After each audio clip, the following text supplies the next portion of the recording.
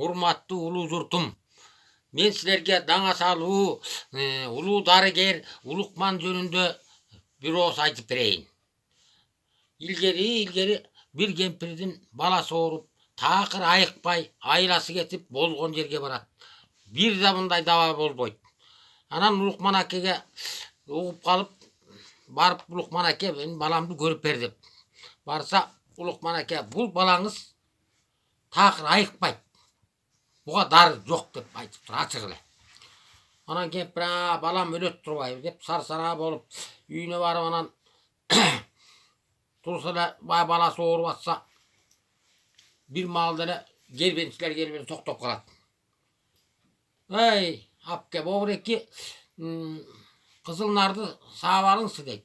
Болупту деп анан кызыл нарды саап келип үйгө коюп коет. Үйгө коюп коюп эшикке чыгып кетсе бир кара чаар жылан келип эле ошол сүттү ичип эле кайра нар жылып кетет. Жылып кеткенден кийин омой мунун баарын ичип атат. Мен ичип көрөйүнчү деп анан баягы анда жер да кичинекей. Бир мындай чөп чыгып турган болот, ошол чөптү сөңгөгүн сууруп алып анан ошо сүттөн ичет. Ичип эле анан эле ошо боюнча баланан эле күндөн күн өтүп эле айыгып кетет бала. Айыгып кетип эле анан кадимкидей басып эле кадимкидей эле айыгып калгандан кийин кемпир анан Улукман акеге барат.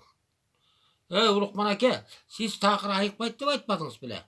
Мына балам татынакай ойноп эле чуркап калды, аябай айыкты десе. Ай, анын дарты мындай болгон деп айтат. 7 жылы тууп алган кызыл нардын сүтү керек. 7 жылы тууп алган кара чаар жыландын заары керек.